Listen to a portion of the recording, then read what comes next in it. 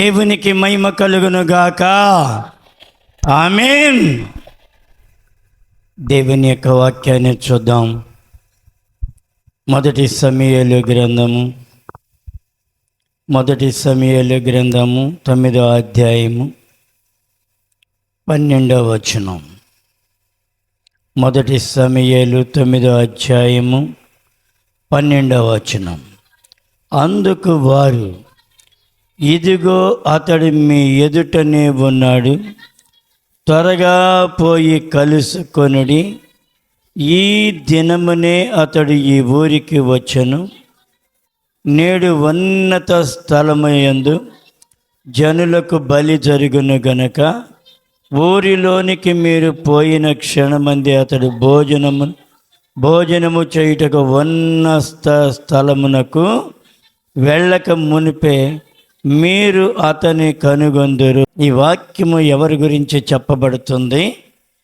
11వ వచనం మీరు చదివినట్లయితే అక్కడ, లేదా 10 నుండి చదివి, సౌలు నీ మాట మంచిది, వెళ్ళుముదుము రమ్మనగా వారు దైవజనుడుండి ఊరికి పోయిరి. ఊరికి ఎక్కిపోవుచుండగా నీళ్లు చెదుకొనుటకై వచ్చిన కన్యకలు తమకు కనబడినప్పుడు, ఇక్కడ దీర్ఘదర్శి ఉన్నాడా? చాలు. ఎవరైనా దీర్ఘదర్శి. ఈ ప్రవక్తలు, సేవకులు, లేకపోతే దీర్ఘదర్శి, ఇవన్నీ కూడా ఒకే కేటగిరీకి చెందినటువంటివి. ఇప్పుడు సమూయేలుకి ఏం బిరుదిచ్చారు? దీర్ఘదర్శి. దీర్ఘదర్శి అంటే జరగబోయే వాటిని ప్రచురించేటువంటి వారు, తర్వాత దేవుని యొద్దకు మళ్ళించేటువంటి మనసు కలిగినటువంటి వారుగా ఆ దినముల్లో చాలామంది దేవుని యొక్క ప్రవక్తలు కానీ, శిష్యులు కానీ, ఎవరైనా సరే దేవుని వైపుకి వారిని మళ్ళిస్తూ ఉండేవారు. ఇక్కడ సౌలు గాడిదలు పోయినాయి. పనివాడు తాను వెదగటం ప్రారంభించవచ్చు, అనేక ప్రాంతాలు తిరుగుతూ ఉన్నారు.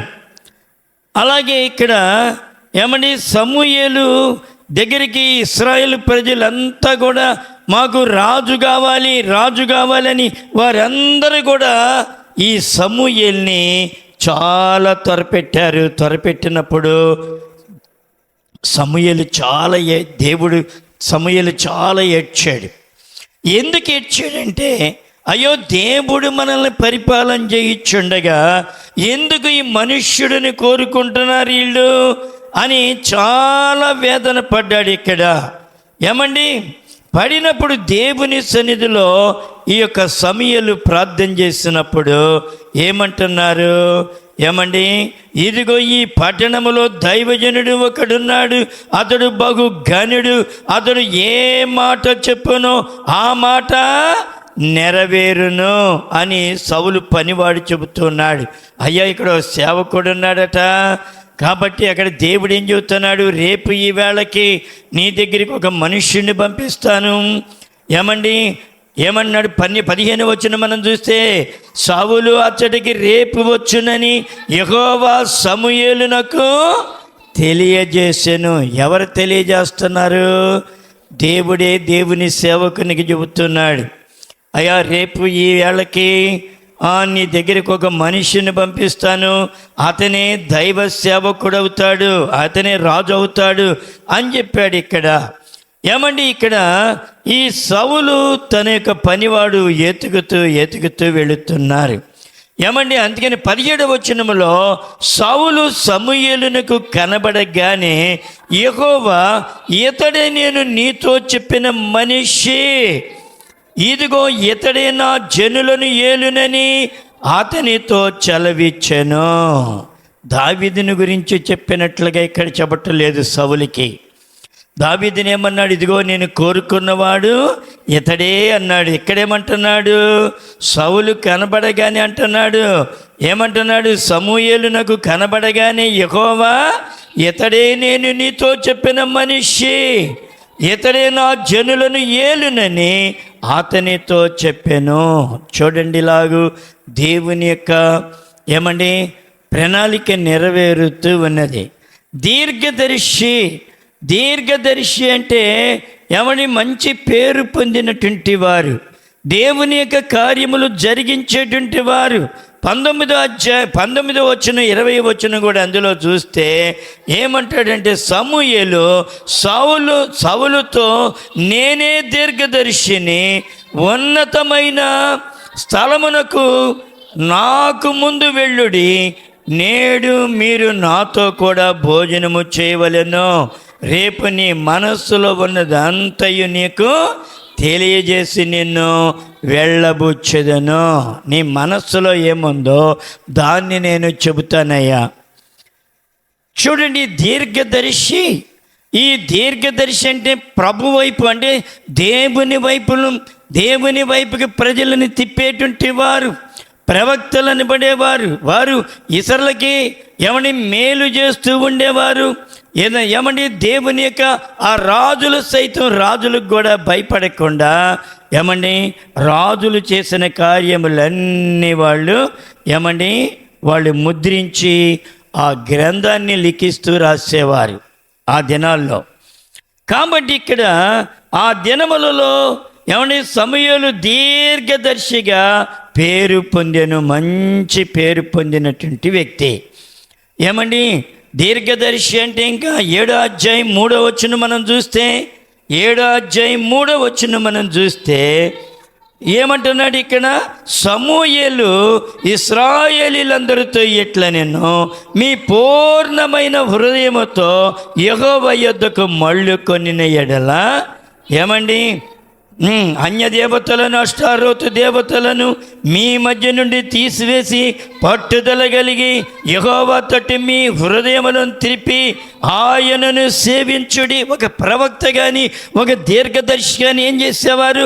వారు లోకం మీద నుండి, లేదా పాపము మీద నుండి, లేకపోతే అపవిత్రత మీద నుండి, లేకపోతే వారి దృష్టిని దేవుని వైపు మళ్ళించేవారు. మనుష్యుల వైపుకి మళ్ళించడం కాదు.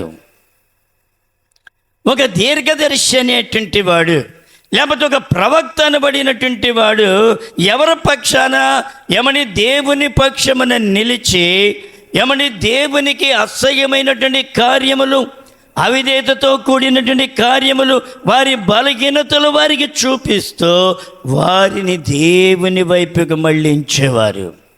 అది ఈ సమూయేల్లో చాలా బాగుగా ఉన్నది. అందుకనే సమూయేలు అంటున్నాడు, అయ్యా మీరు మళ్ళుకోనండి, మీలో ఉన్నటువంటి అష్టారోతు దేవతలను మీ అన్య దేవతలను మీరు తీసివేసి యెహోవా తట్టు మీ హృదయమును పట్టుదల కలిగి ఆయనను మీరు సేవించుడి, అప్పుడు ఫిలిష్తీయుల చేతిలో నుండి మిమ్ములైనా అయినా విడిపించును. అలాగూ చెప్పినప్పుడు వారందరూ కూడా ఆ దేవతలన్నీ తీసిపారేశారు. దేవుడు చెప్పినట్లుగా చేయడం మొదలుపెట్టారు. అలాగూ చేసినప్పుడు దేవుడు వీళ్ళకి గొప్ప కార్యం చేశారు. 10వ వచనం మనం చూస్తే, సమూయేలు దహన బలి అర్పించుచుండగా ఫిలిష్తీయులు యుద్ధము చేయుటగా ఇశ్రాయేలీల మీదకి వచ్చిరి. అయితే యెహోవా దినమున ఫిలిష్తీయుల మీద మెండుగా ఉరుములు ఉరిమించి వారిని తారుమారు చేయగా వారు ఇశ్రాయేలీల చేత ఓడిపోయిరి. ఇశ్రాయేలు మిస్సాలో నుండి బయలుదేరి వారికి ఫిలిష్తీయులను తరిమి హతము చేసిరి. చూడండి, దేవుని యొక్క సేవకుడు ఇప్పుడు ఈ ప్రజలందరూ ఎప్పుడైతే దారి తొలగిపోయారో, ఎప్పుడైతే దారి తొలగిపోయి దేవునికి ఎడంగా ఉన్నారో, వారి మనస్సులు వేరుగా ఉన్నాయి, వారి ఆలోచనలు వేరుగా ఉన్నాయి, వారి తత్వం వేరుగా ఉన్నది, వారి హృదయంలో విగ్రహములు ఉన్నాయి, వారు 2 తలంపుల మధ్యన తడబడుచు ఉండగా దేవుడు ఏమి చెప్తున్నాడు? సమూయేలు ద్వారా వారిని దేవుని వైపుకి మళ్ళించారు. మళ్ళించినప్పుడు ఏం జరిగింది? గొప్ప అద్భుతాన్ని దేవుడు చేశాడు. ఇక్కడ దేవుని యొక్క గొప్ప కార్యం ఇక్కడ జరగటం మనం చూస్తాం. వారి వైపుకు ఎక్కడ కూడా త్రిప్పుకునేవాళ్ళు కాదు. ఎవరి వైపు త్రిప్పేవాళ్ళు? దేవుని వైపు త్రిప్పేవాళ్ళు.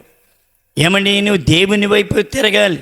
మనుషుల వైపు కాదు ప్రియ తల్లి, దేవుని వైపుకి తిరిగేటువంటి మనసుని జీవితంలో ఉంటే దేవుడి గొప్ప అద్భుతాన్ని నీకైనా చేసి చూపిస్తాడని దేవుని యొక్క వాక్యం మనతో మాట్లాడుతూ ఉన్నది.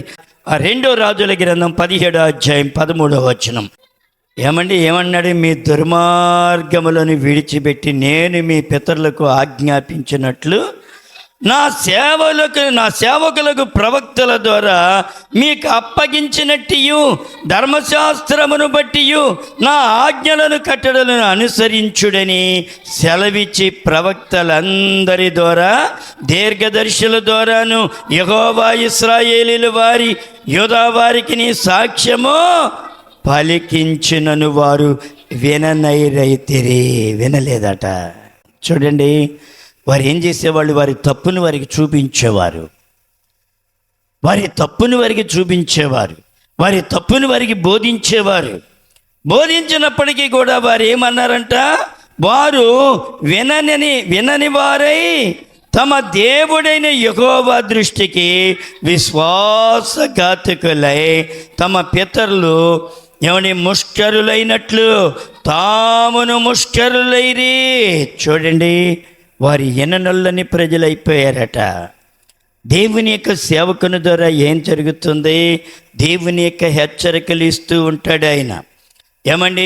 హెచ్చరికలు ఇచ్చినప్పుడు వారు ఏం చేశారంట? ఏమాత్రం 15 వచనం మనం చూసేవారు ఆయన కట్టడలను తమ పితరులు ఆయన చేసిన నిబంధనను ఆయన తమకు నిర్ణయించిన ధర్మశాస్త్రమును విసర్జించి వ్యర్థమైన దానిని అనుసరించు వ్యర్థులైరి. ఏమయ్యారంట? వారు వ్యర్థులైపోయారటండి. వారి వాడుకల చొప్పున మీరు చేయకూడదని యెహోవా సెలవిచ్చిన తమ చుట్టూనున్న అన్యజనుల మర్యాదలను అనుసరించి వారి వంటి వారైరి.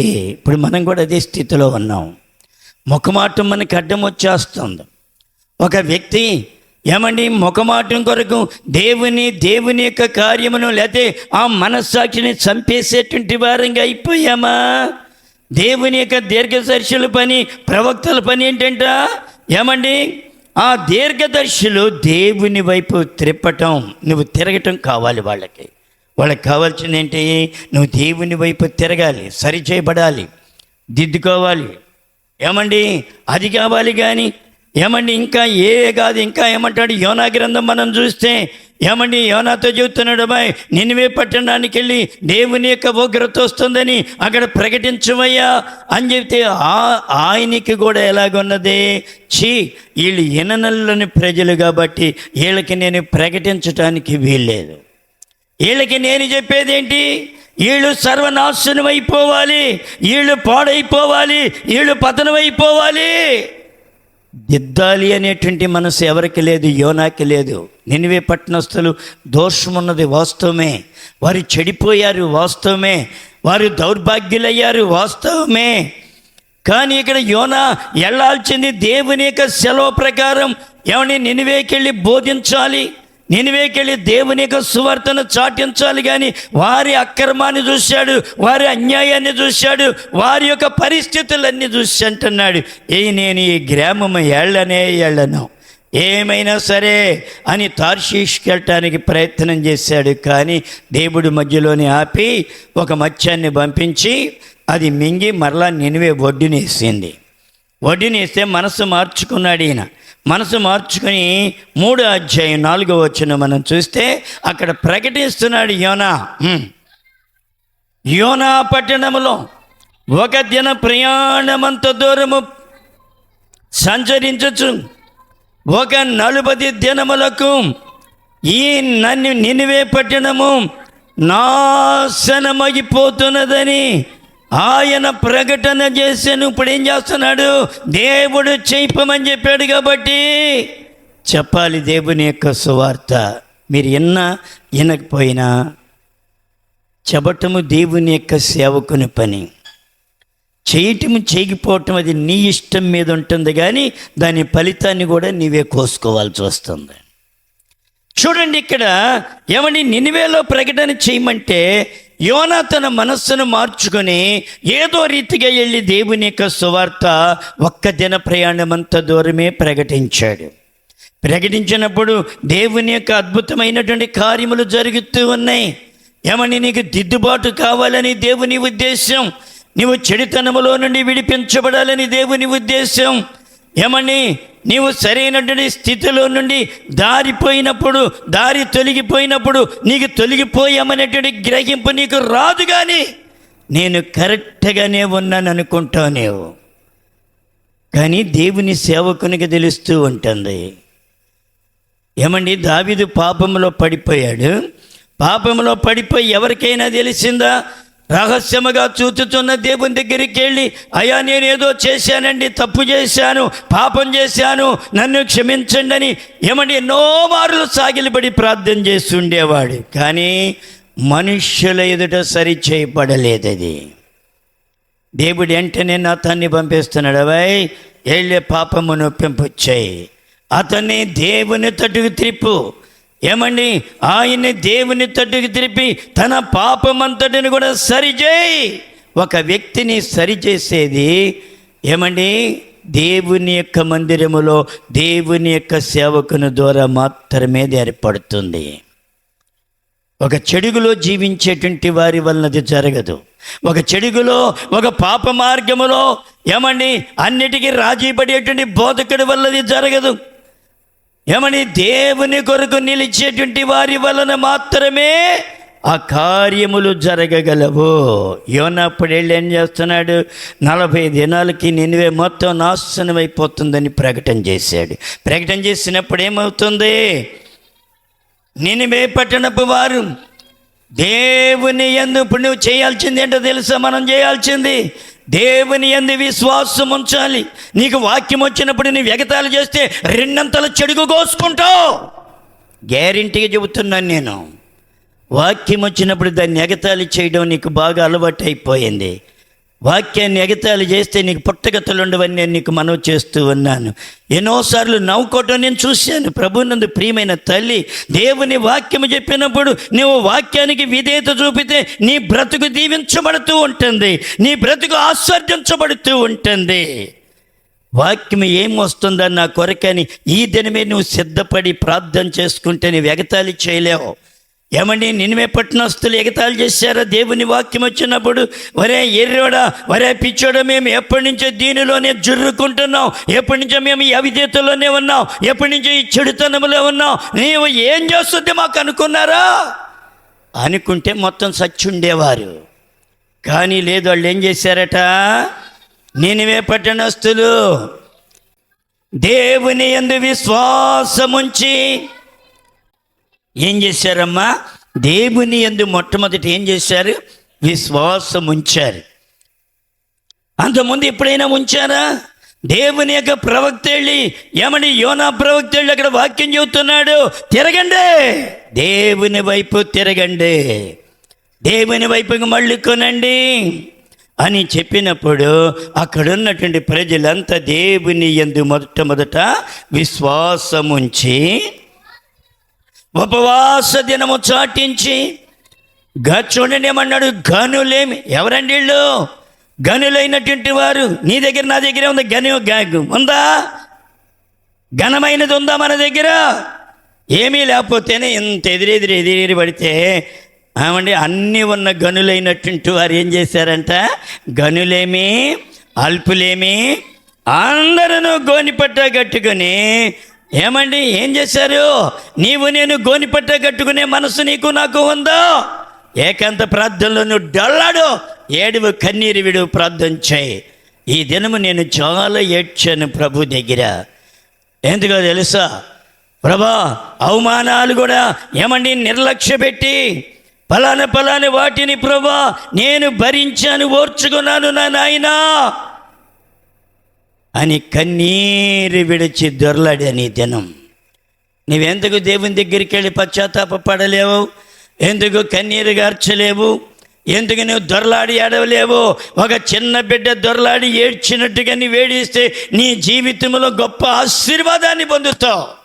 వీళ్ళు ఏం చేశారంట? ఒకటి, దేవుని యందు విశ్వాసం ఉంచారంట. 2 ఉపవాస దినము చాటించారట.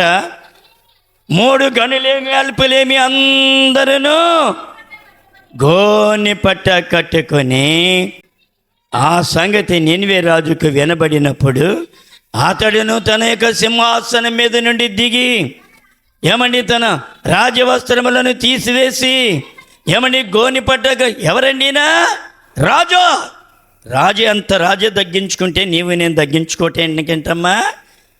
తగ్గించుకోలేవా? ఒక మాట అంటే పడవు, ఒక మాట అంటే ఓర్చుకోలేవు.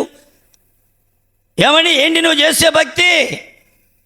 ఇక్కడ చెబుతున్నాడు, ఏం చెబుతున్నాడు? రాజు అయినటువంటి ఆయనే రాజవస్త్రములు తీసివేసి పక్కన బారేసి గోని పట్ట కట్టుకుని బూడిది నెత్తి మీద పోసుకుని దొరలాడుతూ ఏడుస్తున్నాడు ఈయన.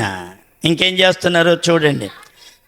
ఆయనను రాజైన తానును ఆయన మంత్రులకు ఆజ్ఞయ్యగా, ఒకవేళ చూడండి ఏంటంటే ఇది మన మనసులో పెట్టుకోవాలి.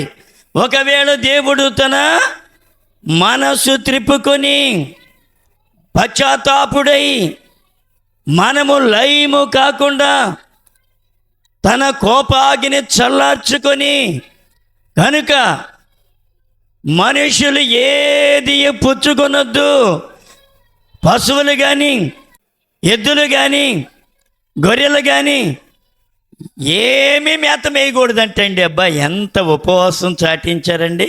మనుషులకు కాదు, పశువులకు కూడా పెట్టేసి అలాగ చేస్తే ఏమైంది? దేవుడు మనసు తిప్పుకోలేదా? ఏమన్నాడు? తాను చేయవలసినటువంటి కీడును చేయక. దేవుడు ఏం చేశాడు? ఆ వచనం చదవమ్మా. వాళ్ళు పశ్చాత్తాపడినప్పుడు, వాళ్ళు రోదన చేసినప్పుడు దేవుడు చూసి పశ్చాత్తాపుడై వానికి చేయుదునని తాను మాట ఇచ్చినటువంటి కీడును చేయక నేను చప్పట్లు కూడా దేవుని మహిమపరచు. నీ జీవితంలో ఎప్పుడైతే పశ్చాత్తాపం వస్తుందో అప్పుడు దేవుడు చేయదలుచుకున్నటువంటి కీడును చేయక ఏం చేస్తాడంట? పశ్చాత్తాపడి వెనక్కి తిరుగుతూ ఉంటాడట. దేవుని సేవకులు ఏంటో తెలుసా? దేవుని వైపుకి నిన్ను మళ్ళించటమే వారి టార్గెట్. దేవుని వైపు నిన్ను తిరపటమే. మనుషుల వైపు తిరుపుకోవటం కాదు, నా వైపుకి మీరు తిరగటం కాదు. మీరు దేవుని వైపు తిరగాలి. దేవుని వైపుకి మీరు తిరగాలి. దేవుని వైపు తిరుగుతున్నావా? మనుషుల వైపుకి ఇట్టే తిరిగిపోతూ ఉన్నావా? చాలామంది మనుషులకు తిరిగిపోతూ ఉంటారు. వారి భోజనానికి, వారి డబ్బులకి, వారి బట్టలకి తిరిగిపోతూ ఉన్నావేమో. కేళ్ళ అలాంటి తిరిగిపోతే నీ జీవితంలో నష్టపోతావు ప్రియ తల్లి. దేవుని యొక్క సన్నిధిలో వారు పశ్చాత్తాపడి దేవుని వైపు తిరిగి ఏం చేశారు? ఒక్క ప్రసంగమే విన్నది వారు. ఆ ఒక్క ప్రసంగంలో ఏమయ్యారు? వారు సరి చేయబడ్డారు. మనం ఎన్ని ప్రసంగాలు వింటున్నాం, ఎన్ని వారాలు వింటున్నాం, ఎన్ని నెలలు వింటున్నాం, ఎన్ని సంవత్సరాలు వింటున్నాం, కానీ మన జీవితంలో మార్పు రావటం లేదు, మన బ్రతుకులో మార్పు రావడం లేదు. దేవుడు మనల్ని చూసి చాలా పశ్చాత్తాపడుతూ ఉన్నాడు ప్రియ తల్లి. దేవుని యొక్క సన్నిధిలో అందుకని ఇర్మియా భక్తుడు అంటాడు, ఇర్మియా గ్రంథము 26వ అధ్యాయం 13వ వచనం మనం చూస్తే 26:13 దయచేసి సహాయం చేయండి. కాబట్టి యెహోవా మీకు చేసేదనని తాను చెప్పిన కీడుని గూర్చి ఆయన సంతాపపడినట్లు ఏడుస్తూ ఉన్నాడు. అయ్యో అని ఏడుస్తూ ఉన్నాడట. ఇంకేమన్నాడు? మీరు మీ మార్గములను, మీ క్రియలను చక్కబరుచుకొని మీ దేవుడైన యెహోవా మాట వినుడి. ఏమంటున్నాడు దేవుడు? ఆయన మాట వినిపోతే ఒక తల్లి తండ్రి తన బిడ్డను కని ఆ తల్లి తండ్రి మాట బిడ్డ వినపోతే ఎంత ఏడుస్తారో ఆలోచించేయండి ఒకసారి. ఏమ్మా, బాధ వస్తుందా రాదా? చాలా బాధ, చాలా దుఃఖము.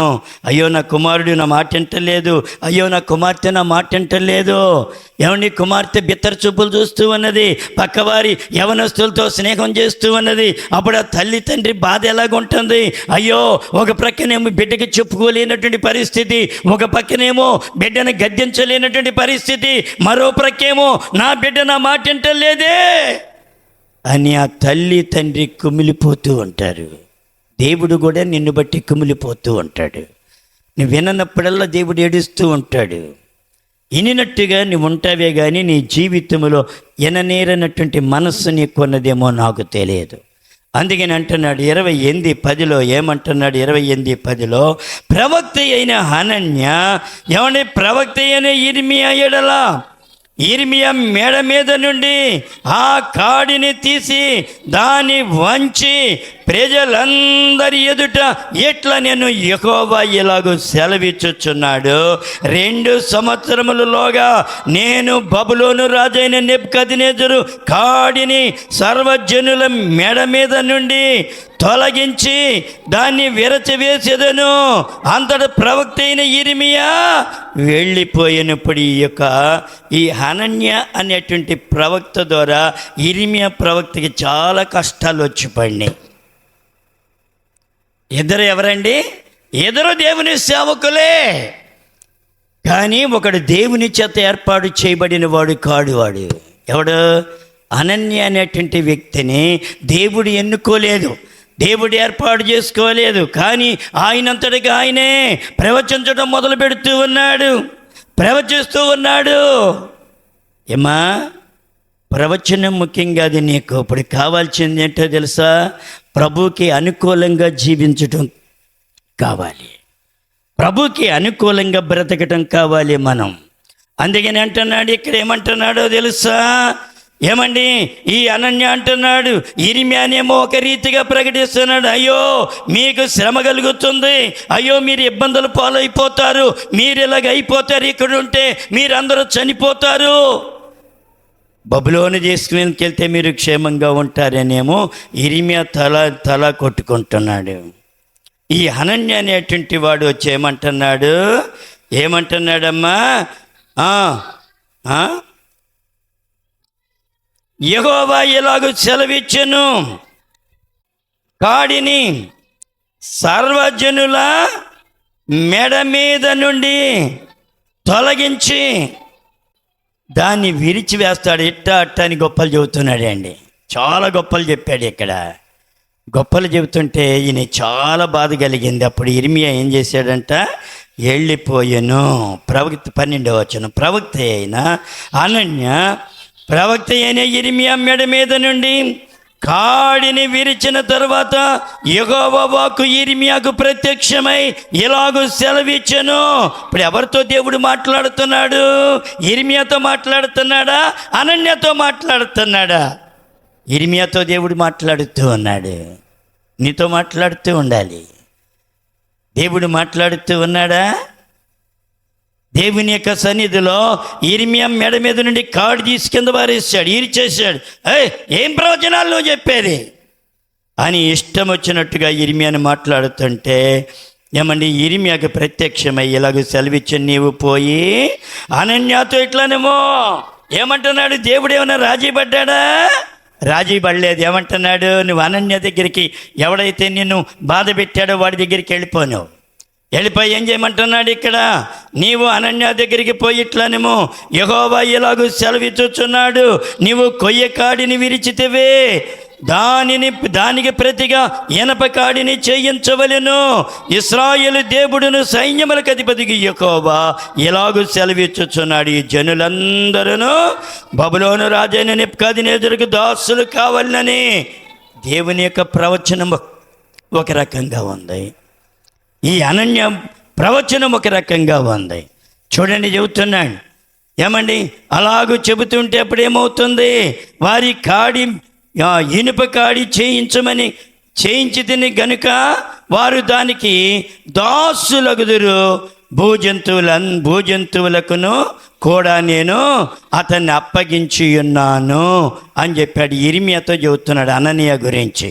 అంతటా ప్రవక్త అయిన ఇర్మియా ప్రవక్త అయిన అనన్యతో ఇట్లా, నేను ప్రవక్త అన్నాడా? అనలేదా? ప్రవక్తే, కానీ ఇంకా కిందకి వెళ్తే మనకి చాలా చక్కగా అర్థమవుతూ ఉంటుంది. ఏమండి అనన్యతో ఇట్లా అంటున్నాడు, అనన్య వినుము, యెహోవా నిన్ను, అబ్బా ఏం చెప్పాడండి? యెహోవా నిన్ను పంపలేదయ్యా, యెహోవా నిన్ను పంపలేదు. చాలామంది ఇలాగ ప్రవచనాలు చెప్పేవారు ఉంటారు, ప్రవచనాలు చెబుతూ ఉంటారు, కానీ ఆ ప్రవచనాలు నీ జీవితంలో నెరవేరినయ్యా? ఏమని జరిగేది ఏమన్నా చెప్పగలరా? లేకపోతే నీకు వచ్చిన వ్యాధి వారు ఏమన్నా తీసేయగలరా? నీకు షుగర్ ఉందని చెప్పారు, మంచిదే, నీకు షుగర్ ఉంది, కానీ దాన్ని తీశారా? పోలేదు, నీ జబ్బు పోదు. జబ్బు పోగొట్టే ప్రార్థనకు అది కావాలి. అంతేగాని నీకున్నదని చెబితే నీకు ఈ రోగం ఉందని చెబుతారు. ఆ రోగం ఉండొచ్చు, కానీ రోగం పోవాలి. రోగం పోవాలంటే దేవుని యొక్క శక్తి కావాలి, దేవుని యొక్క బలము కావాలి. అంతేగాని ప్రవచనం మూలాన అది నీకుంది, ఇది నీకుంది, వెనక్కో ముందుకో పడేస్తే అయిపోద్దా? నీ బ్యాలెన్స్ తప్పించి ఒక్క క్షణంలో నేను వెనక్కబడేయగలను. నేను అది ముఖ్యం కాదు. దేవుని పరిశుద్ధాత్మ వైపు నువ్వు తిరగాలి. దేవునికి నీ హృదయంలో తావివ్వాలి. ఈ అనన్యత చెబుతున్నాడు ఇర్మియా, యెహోవా నిన్ను పంపలేదు, యెహోవా నిన్ను పంపలేదని దేవుని యొక్క వాక్యం చదివిస్తుందండి. ఏమండి, చీరల్లో ఒకసారి మీటింగులు పెడితే ఏమండి సైమన్ గారు ఒక సేవకుని పిలిచాడు, ఎక్కడో వైజాగ్ నుండి వచ్చారు. అన్న ఏం ప్రవచనాలన్నా, అబ్బో ఆయన చెప్పిన ప్రవచనాలన్నీ నా కుటుంబంలోనే ఉన్నాయి అన్నా, దానివల్ల ప్రయోజనం ఏముంది? నువ్వు పడ్డావు, నిన్ను బాధ పెట్టారు అని అయ్యోయో చెప్పాడంట ఆయన. ఆయనకి మోటేసినట్టు అయిపోయింది. ఆయన తీసుకుని తల దగ్గర పెట్టుకున్నాడు. ఏంటి ప్రయోజనం? నీ బ్రతుకు మారిందా? నీ బ్రతుకు మారటం కొరకు త్రిప్పాలి, అది కావాలి ఇక్కడ. అంతేగాని ప్రవచనం కాదు ఇక్కడ. ఒక ఆయన వచ్చాడు, ఏమండి వచ్చి అట్ల ఫ్యాక్టరీ స్థలములోనే ఏమండి పెద్ద మీటింగ్ చేశాడు. ఎన్ని రిఫరెన్స్లో లెక్కేసుకున్నాను ఎన్నో తెలుసా? 168 రిఫరెన్సులు చెప్పాడు ఆయన. మన పిల్లలు మేము కూడా వెళ్ళాం. ఏమండి 168, ఏమండి 168 ఎన్నో రిఫరెన్సులు చెప్పాడు. ఆ రిఫరెన్సులు చెప్పంగానే ఏమండి చెప్పుకుంటా రిఫరెన్సులు 168 అంటే ఏంటండి? నేను ఎప్పుడు కూడా 12 రిఫరెన్సుల కన్నా నేను ఎక్కువ పెట్టను. ఏదన్నా పెడితే ఎప్పుడన్నా జరుగుద్ది. అది 12కి లోపే కానీ 12కి పైన ఎప్పుడు రిఫరెన్సులు నేను తీసుకుని పోను. అది నా టార్గెట్. చూడండి, ఇంకా ఏమండి 168 రిఫరెన్సులు చెప్పించి ఇంకా నా బుక్లో ఉంది, అది పుస్తకంలో అట్టి పెట్టాను. అది ఏమండి చెప్పిన తర్వాత అంతా అయిపోయింది. రండి, మీకు వ్యాధులు ఉన్నోళ్ళు చేతులు ఎత్తండి, మీకు బాధలు ఉన్నోళ్ళు చేతులు ఎత్తండి, మీ బలగింతలు ఉన్నోళ్ళు చేతులు ఎత్తండి అనగానే మన వాళ్ళందరూ బల మొత్తం ఒక 50 మంది 60 మంది ఎత్తేసారు. ఎత్తంగానే నేను ప్రార్థన చేస్తానన్నాడు. ప్రార్థన చేశారు. వాళ్ళల్లో మన ఏమండి కరిమల్ల మరదల గారు కూడా ఉంది, వాళ్ళల్లో మన బుజ్జోళ్ళ మాంగారు కూడా ఉన్నాడు. అంటే వీళ్ళని ఎరుగుండానికి బట్టి వీళ్ళనే గుర్తుపెట్టుకున్నాను, కడమలు నేను ఎవరిని గుర్తుపెట్టుకోలేదు. ఏమండి గవ్వ ఎక్కేశారు, స్టేజీ ఎక్కారు. స్టేజీ ఎక్కిన తర్వాత అమ్మ నీకేమైందని మన మీరాబీని అడిగారు. ఏమైందంటే, అయ్యా నాకు కీళ్ళ జబ్బు వచ్చేసింది, ఎప్పటి నుంచో ఉంది, తగ్గలేదు, మీరు ప్రార్థన చేయగానే ఇదిగో నేను ఎత్తుతున్నానని ఎత్తేసింది. కానీ ఎత్తింది ఎప్పటి వరకు పనిచేసింది? ఆ రోజు వరకే పనిచేసింది. మర్నాడు మళ్ళీ లెగవలాంకి. నీకు దేవుడు చేసిన కార్యమైతే నీ జీవితం లేక రాకూడదు, ఎక్కది రాకూడదంతే. దేవుని యొక్క సన్నిధిలో ఎలాగుంటుందో తెలుసా? దేవుని యొక్క శక్తి నిన్ను కమ్ముకుంటే నీ జీవితంలో మరలా నువ్వు ఎప్పుడైతే అవిధేయతలో పడ్డావో అప్పుడు మరలా తిరిగి వచ్చే అవకాశాలు ఉంటాయి. కానీ నువ్వు విధేయురాలైతే ఏ జబ్బు నీ జోలికి రాదు. హల్లెలూయా! ఎప్పుడు వస్తుందో తెలుసా? నువ్వు తిరిగి ఎప్పుడైతే అవిధేయతలోకి వెళ్ళావో అప్పుడు వెంటనే మరలా వెనక్కి తిరగటం ప్రారంభమవుతుంది. గుర్తుపెట్టుకొని జీవితంలో ఆమె ఎత్తింది. ఏమండి తర్వాత ఇంకెవరు? ముజ్జోళ్ళ మామ ఎత్తాడు, నిర్మల తండ్రి ఎత్తాడు. తండ్రి ఎత్తే ఆయన కూడా అన్నాడు, అయ్యా నాకు ఫుల్గా కడుపులు నిప్పండి, అబ్బో పెద్ద కడుపులు నిప్పండి. ఎన్నిసార్లు తిరిగానండి, ఎక్కడ పోలేదండి, మీరు ప్రార్థన చేశారు, నాకు తగ్గిపోయిందండి. మొత్తం స్టేజీ మొత్తం తిరిగాడు. మరలా తర్వాత 2వ రోజు 3వ రోజు కడుపుల నొప్పి ఎక్కువైపోయింది. మామూలు కడుపుల నొప్పి కాదు, ఇదే నీకు కావాల్సింది. మాయిలు కాదు నీకు కావాల్సింది. మాయిలు కావాలంటే సోద్ దగ్గరికి వెళ్ళావు. సౌలు వెళ్ళాడు సోద్ దగ్గరికి వెళ్ళావు. నీ ప్రవచనాలు అడుగు. నువ్వు ప్రవచనాలు అడగటం కాదు, నీ భక్తే. దేవుని దగ్గరికి వెళ్ళి మోకాళ్ళే, కన్నీరు విడు, పశ్చాత్తాపడు, నీ పాపం ఒప్పుకో, నీ తిరుగుబాటుని ఒప్పుకో, నీ అవిధేయతను ఒప్పుకో. చిన్న పిల్లవాడు ఏడ్చినట్టుగా ఏడు. నా దేవుడు సహాయించకపోతే నన్ను అడుగు. నాకేమి బాగోకపోతే నేను ఎక్కడికి వెళ్తాను? మీకు బాగోపోతే నా దగ్గరికి వస్తారు, నాకు బాగోపోతే నేను ఎక్కడికి వెళ్తాను? తిన్నగా ప్రభు దగ్గరికి వెళ్తాను. గంటల తరబడి ప్రార్థన చేసి కన్నీరు మున్నీరుగా ఏడ్చి నా దోషము, నా పాపము, నా అవిధేయతలన్నీ ఎక్కడైతే నేను ప్రార్థన చేశానో, అవిధేయతలు బలహీనతల కన్నా నాకేంటో తెలుసా? మీ అందరికీ ప్రార్థన చేసినప్పుడు ఆ చీకటి శక్తులన్నీ నా దగ్గరికి వచ్చేస్తాయి, ఇమ్మీడియట్లుగా వస్తాయి. ముందు మరలా నేను వెళ్ళి దేవునికి చెప్పకపోతే అది నా మీద ఏలుబడి చేస్తానే ఉంటుంది. అయ్యి చెప్పుకోవాలి, నేను అయ్యి చెప్పుకుని పశ్చాత్తాప పడి కన్నీరు విడిస్తే అప్పుడు మరలా చెంగుని గంతులేస్తాను నేను. ఇవాళ మురళి వాక్యం అయిపోగానే అంటున్నాడు, ఏమయ్యా బాగుందని నీకు ఆరోగ్యం అని బాగోలేదు కదా. అసలు నా బాగుంది ఎప్పుడు కామన్ ఇది ఎంత. కానీ ఇది ఏంటి? దేవుని యొక్క సేవ జరిగిపోతూనే ఉంటుంది, నువ్వు పడిపోతూనే ఉంటావు, లెగుస్తూనే ఉంటావు, అంతే. దీనికి తిరుగులేదు. ఎప్పుడైతే దేవుని సన్నిధి మనతో ఉంటే అప్పుడు గంతులేస్తాం. ఎప్పుడైతే దేవుని సన్నిధి కొంచెం తగ్గువద్దా? మా గురువు గారు వాక్యం చెప్పేటప్పుడు అబ్బో సవాల్, నాకన్నా ఎక్కువ సవాల్ చేసేవాడు. ఓ కబడ్డీ ఆడేసేవాడు, మంచి ప్రసంగం. అబ్బో ఎంత కబడ్డీ అంటే అందరికి ప్రార్థన చేసేవాడు, అందరు వెళ్ళిపోయేవాళ్ళు. ఈయనేం చేసేవాడు, వెంటనే తలకాయ నొప్పి వచ్చేసేది. కురిపోయి ఆ మంచంలో, కుక్కి మంచంలో ఇలా పడుకుని ఒక గుడ్డ కట్టేసుకుని మూలుగుతో పడుకునేవాడు.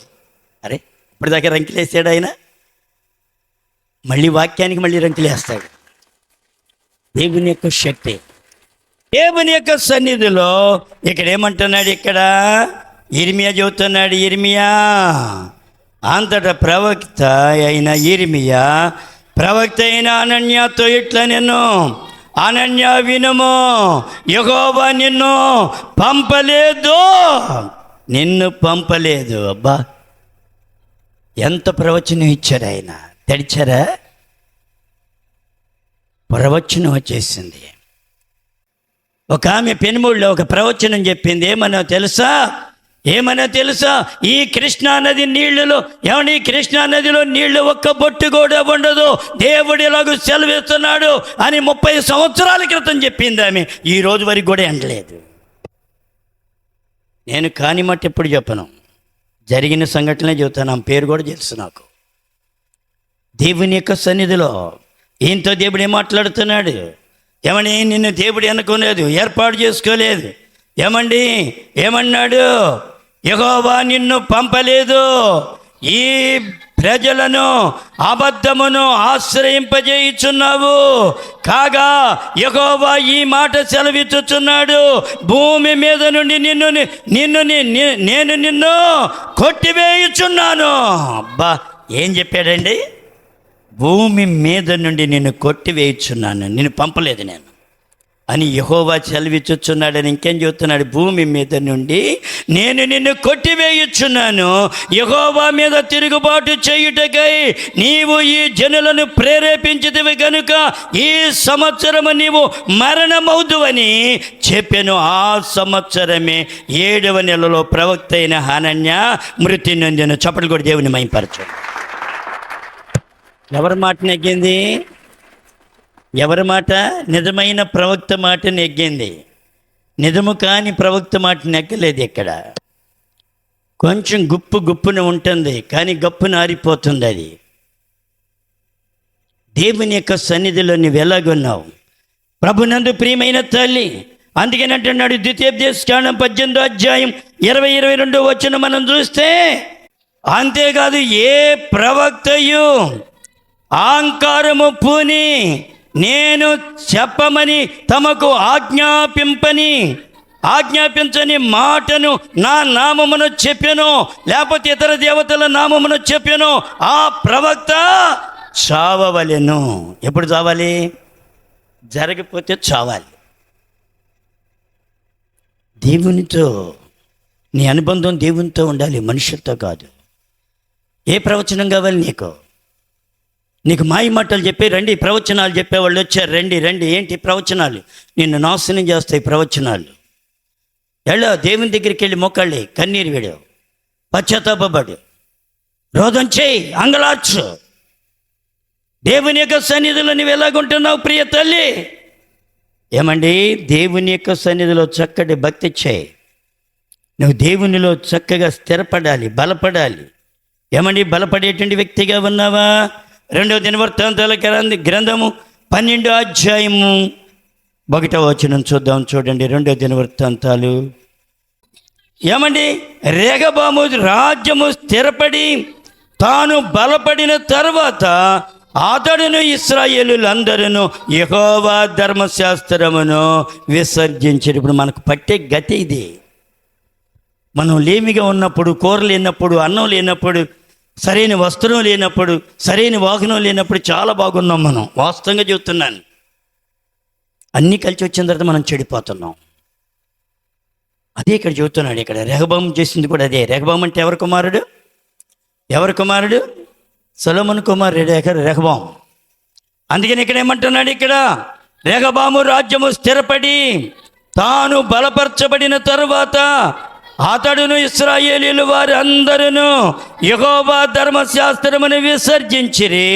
వారు యెహోవా యెడల ద్రోహము చేసినందున రాజైన రెహబాము యొక్క 5వ సంవత్సరమందు ఐగుప్తు రాజైన షీషుకు 1200 రథములను 60,000 గుర్రపు రౌతులను తోను యెరూషలేము మీదకే వచ్చాను. మనం అవిధేయులమైనది ఏమొస్తాయి చెప్పండి? శత్రువులు వస్తారు. మనం అవిధేయులైనప్పుడు శత్రుత్వం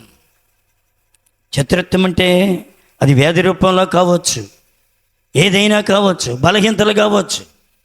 అందుకనే దేవుని యొక్క వాక్యం మాట్లాడుతుంది ప్రియ తల్లి. అందుకని ఇక్కడ ఏమంటున్నాడు? 5వ వచనం మనం చూస్తే అన్నడి ప్రవక్త అయిన షెమయా ఏమండి రెహబామునొద్దకు వచ్చి షూషుకునకు భయపడి యెరూషలేమునకు వచ్చి కూడి ఉన్న యూదావారి అధిపతుల యొద్దకును వచ్చి, మీరు నన్ను విసర్జించుదురు గనుక నేను మిమ్మను షేషాకు చేతిలో పడనిచ్చి ఉన్నాను. ఎవరి చేతిలో పడ్డాడంట? ఎవరి చేతిలో? మనం అవిధేయులమైనప్పుడు ఎవరో చేతిలో పడిపోతాం. అందుకని మనం అవిధేయులం కాకూడదు. అదే దేవుని సేవకుడు బాధ, అదే వేదన. మనం మాటిని నొల్లని ప్రజల్లాగా ఉన్నామేమో ఒకేళ. అందుకని అంటున్నాడు ఇక్కడ, ఏమండి మీరు ఇలాగ చేశారు కాబట్టి 6వ వచనంలో అంటాడు, యెహోవా ఇలాగ సెలవిచ్చుచున్నాడని చెప్పాను. అప్పుడు ఇశ్రాయేలీయులు అధిపతులను రాజును తమ్మును తాము తగ్గించుకొని యెహోవా న్యాయస్థుడని ఒప్పుకొనిరి. వారు తమ్మును తాము తగ్గించుకొనుట యెహోవా ఎవరు చూశారే? నేను తగ్గించుకోవటం ఎవరు చూస్తారు? దేవుడే. నువ్వు తగ్గించుకోవటం ఎవరు చూస్తారు? దేవుడే. యెషయాకి నువ్వు మరణమవుతున్నావు కాబట్టి నువ్వు బ్రతకు కనుక బట్టి నీ ఇల్లు చక్కబట్టుకోమంటే గోడ తట్టు తిప్పి తన ముఖాన్ని గోడ తట్టు తిప్పుకొని ఏడ్చాడు. ఎవరు చూశారు? దేవుడే. ఆగరు అరణ్యంలో ఏడ్చింది. ఎవరు చూశారు? దేవుడే. అందుకని ఇక్కడ అంటున్నాడు, ఏమంటున్నాడు ఇక్కడ? న్యాయస్థుడని ఒప్పుకున్నారా? ఒప్పుకోలేదా? అయ్యా మేము ఏం చేస్తున్నాడు? రాజును తమ్మును తాము తగ్గించుకొని యెహోవా న్యాయస్థుడని ఒప్పుకొనిరి. వారు తమ్మును తాము తగ్గించుకొనుట యెహోవా చూచెను గనుక యెహోవా వాక్కు షెమయకు ప్రత్యక్షమై ఇలాగూ సెలవిచ్చెను, వారు తమ్మును తాము తగ్గించుకొనిరి గనుక నేను వారిని నాశనము చేయక షీషాకు ద్వారా నా ఉగ్రతను యెరూషలేము మీద కుమ్మరింపక త్వరలోనే వారికి రక్షణ దయచేసేదను. చప్పట్లు కూడా దేవుని మహింపరచు. ఏమిస్తాడు నీకు? నువ్వు తగ్గించుకుంటే వస్తానన్న కీడు రాదు, వస్తానన్న నష్టం నీ దగ్గరికి రాదు. ప్రభునందు ప్రియమైన తల్లి, దేవుని యొక్క దీవెన ఉంటుంది, దేవుని యొక్క ఆశీర్వాదం ఉంటుంది, ఐశ్వర్యం ఉంటుంది. 12వ వచనం చూసినట్లయితే అతడు తన్ను తాను తగ్గించుకొనినందున యెహోవా అతన్ని బొత్తిగా నిర్మూలము చేయక యోదావారు కొంత మట్టుకును మంచితనమును అనుసరించుట చూచి నా కోపము అతని మీద నుండి త్రిప్పుకొనెను. ఏం చూశాడంట? కొంచెం మంచితనం. ఏమ్మా, దేవుని యొక్క సన్నిధిలో దేవుని వైపు సంపూర్తిగా తిరగటం నేర్చుకోవాలి. నువ్వు సంఘానికి వచ్చినప్పుడు సంఘానికి కట్టుబడి ఉండాలి. లేకపోతే నీ ఇష్టం అనుకుంటే ఏం పర్వాలేదు. ఒక సంఘం కట్టుబాటులో నువ్వు ఉంటేనే నువ్వు సెట్ అవుతావు, లేకపోతే నీ ఇష్టం. ఏం పర్వాలేదు. నా జీవితంలో ఎంతమందిని చూశాను, వచ్చినోళ్ళు, పోయినోళ్ళు, ఆగినోళ్ళు, సచ్చినోళ్ళు, బతికినోళ్ళు. ఏం పర్వాలేదు. దేవుని యొక్క మాటకి నువ్వు లోబడేటువంటి పరిస్థితి ఉండాలి. లోబడకపోతే వేస్ట్. దేవుని వాక్యం ఏం చెబుతుందో దానికి లోబడాలి. కొన్ని సంఘాలకి కొన్ని కట్టుబాట్లు ఉంటాయి. ఆ కట్టుబాటుకి నేను లోబడాలి. కాబట్టి దేవునికి నీవు నమ్మకస్తులుగా ఉండండి. ప్రభు నిన్ను దీవిస్తారు, ఆస్వాదిస్తారు. మన విజయ్ కుమార్ గారు వచ్చారు. ఆయన మీటింగులు ఏమండి ఒక సంఘాన్ని చీల్చినటువంటి అతను ఎప్పటి నుంచో నన్ను మీటింగ్ పెట్టండి అని అడుగుతుంటే నేను అతనికి వెళ్ళి మీటింగ్ పెడతలేదు. ఎందుకు పెడతలేదు తెలుసా? అవిధేయుడైనటువంటి వాడికి నేను మీటింగులు పెట్టదలుచుకోలేదని చెప్పాడు. ఒక దేవుని సేవకుడు ఏకీభవించకపోతే నువ్వెంత దౌర్భాగ్య స్థితిలో ఏకీభవిస్తున్నావు ఆలోచన చేయమ్మా. మనకి మోజెస్ గారైన ఒక ఆయన పొన్నూరు నుండి వచ్చేవాడు, ఒక దైవజనుడు. ఆయన తండ్రి పేరు చిన్నరత్నం. కాకుమని సేవ చేస్తూ ఉండేవారు ఎల్ఈఎఫ్లో. తర్వాత మద్రాసులో జైపాల్ గారి ఫెలోషిప్లో నుంచి బయటికి పంపించిన తర్వాత ఆయన సేవ చేస్తూ ఉండగా ఏం జరిగిందో తెలుసా? వాళ్ళ సంఘంలో ఒక దెయ్యం పట్టుకుంది ఒక వ్యక్తిని. దెయ్యం పట్టుకుంటే ఈ చిన్నరత్నం గారికి దెయ్యాలు వెళ్ళగొట్టేటువంటి కృపావరం ఉన్నది కాబట్టి ఫోన్ చేసి పిలిచారు. అయ్యా, మా సంఘంలో ఒక దెయ్యం పట్టుకుంది, నువ్వు వచ్చి ఆ దెయ్యాన్ని వదిలించాలంటే ఈయన వెళ్ళి అక్కడ ఆ దెయ్యాన్ని వదిలించాడు చిన్నరత్నం గారు. అది తెలిసినటువంటి జోగారి వెంటనే ఫెలోషిప్లోంచి తీసి అవతల బారేశారు. ఇదేంటి మరి, దీనికేం చెబుతావు? నువ్వు లీలు ఇక్కడ ఆగటానికి లేదు. దేవుని సన్నిధిలో అణిగి ఉంటే ఉండండి, లేకపోతే మీ ఇష్టాన్ని నెరవేర్చుకోండి. నాకేమి బాధ లేదు. దేవుడు చెప్పమన్నాడు, చెబుతున్నాను. వింటే వినండి, వినపోతే మీ ఇష్టం. గాలికి తిరుగుతారో, ఇంకో చోటకి వెళ్తారో, ఈ సహవాసంలో అణిగి ఉంటారో, అది మీ ఇష్టం. ప్రభువే మీకు న్యాయము తీర్చునుగాక. ఆమెను ప్రార్థన చేసుకుందాం.